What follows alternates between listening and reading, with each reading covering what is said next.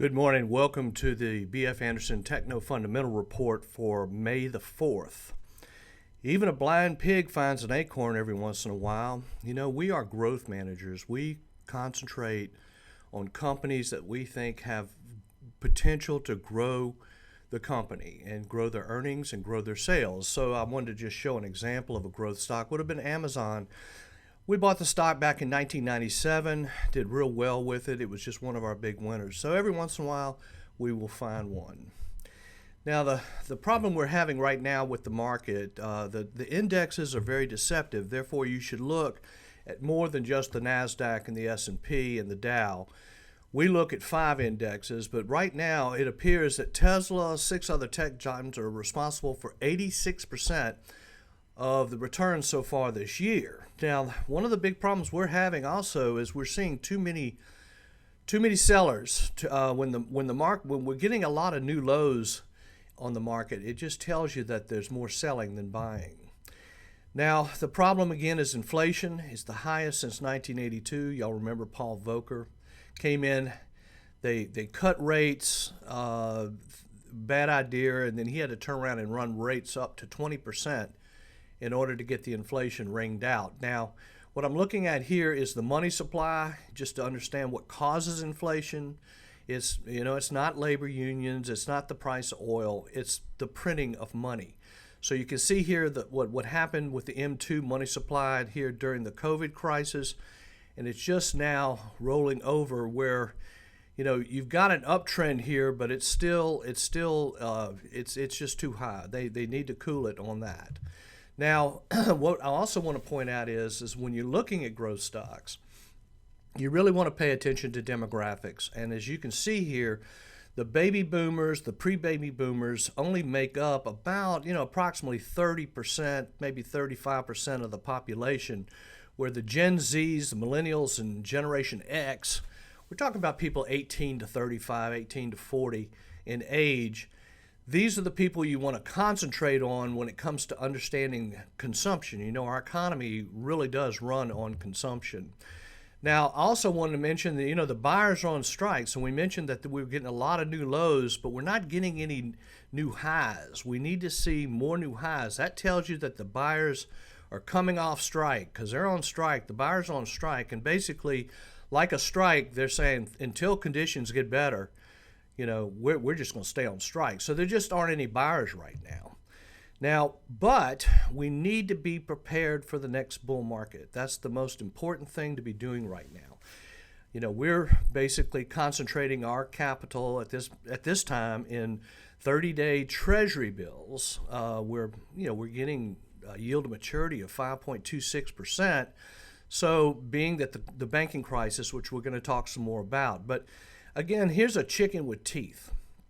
How many times have you seen a chicken with teeth? It's very rare. So these stocks of the past were like chickens with teeth. They were rare. And we're going to talk about Home Depot today. I thought that would be interesting. Okay, Home Depot. Let's just look at it for a minute here. Back in 1990-91 was where Home Depot had about 50 stores. We were coming out of a bear market in 1990. Now, that was caused by the savings and loan crisis, if y'all remember that, and we'll talk somewhat about that as well.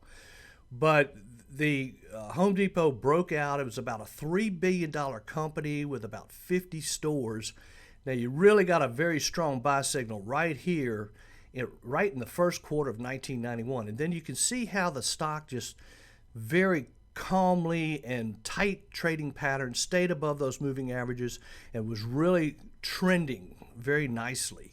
So we went from, the company is now $300 billion, and this particular strategy, in other words, we're coming out of a bear market, you can see the bull market starting, and then things like Home Depot pop up. So the thing to understand is you're going to find these kind of opportunities in bear markets. You're not going to find these opportunities in latter stage bull markets. You're going to find it during the bear market. So here's one that we've located that we think we own the stock. I have to disclose that. But you can see here, this is Lululemon. Now this is yoga pants.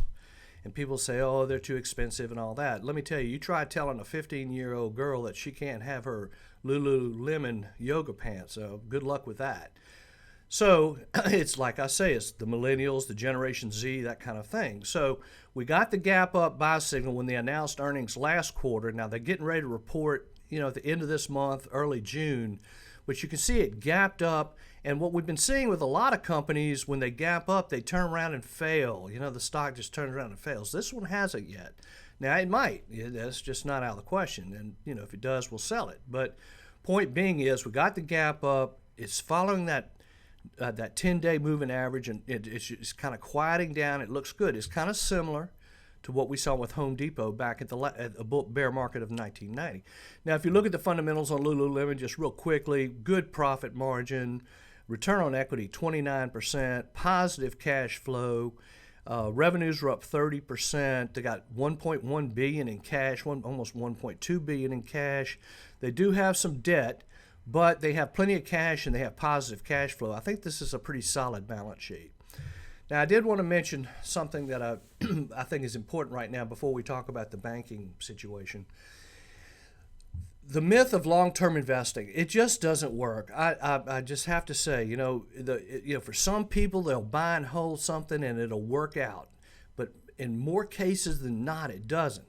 So this is a stock certificate for the New York Central Railroad. See, my grandfather was a big railroad guy. He really loved the passenger rail industry. And, we would say, Grandpa, the automobile's been invented here, But, he would always say, well, the railroads will always be around. We always need the railroads and so forth. Well, this went to zero, okay? It went to zero. Now, let's look at the banks real quick. This is the regional banking ETF. You can see it's breaking down to fresh lows. Now, I have to mention, in 1989, this is a very similar situation here to the savings and loan crisis.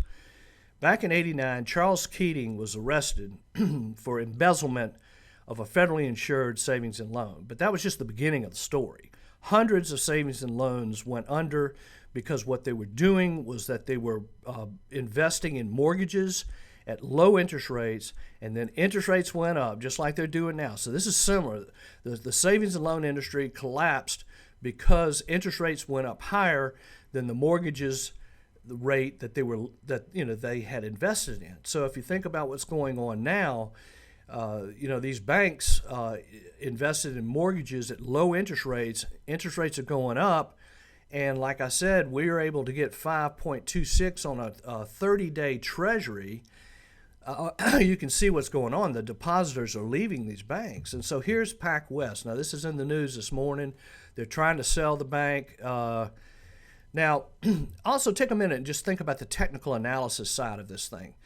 The stock was up here around, about 26 or so, and we would have definitely gotten a sell signal in this stock right around in this area right here when the stock was still around $25 a share. It's down to $6. Well, this morning it's down to $3, but then anyway. So let's just take another look at these 5 indexes just to see where we stand on the overall market.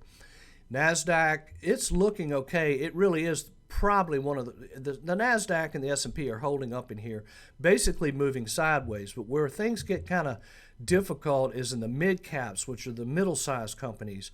You can see that this particular index just doesn't look that good. It's moving sideways, somewhat breaking down. Now, they do have banks in these indexes. New York Stock Exchange, kind of same thing, rolling over type of thing. We would really encourage caution here and be aware. Don't be complacent. Be aware of what's going on with this banking situation. Small caps, you can see the problem there, just really in a downtrend actually. S&P 500, like the NASDAQ, you can see it's kind of holding up. So in a way, it's deceptive because if you're just looking at these big indexes, you're kind of missing the total picture. Now, we have decided to go with Treasury bills instead of money market funds. Reason being, we don't really know what they've got in these funds. I'm not a big fund guy. I really like to know exactly what it is that I own. So when I get into a fund, I got to wait for either quarterly or monthly reports to know what the manager's putting the money in. Whereas with Treasury bills, you just go straight to the Treasury, and it's probably the safest place that I can think of at this time. And also with going directly to Treasuries, you do bypass some expenses that a fund would incur. So if you have any questions, please let me know. Thank you very much.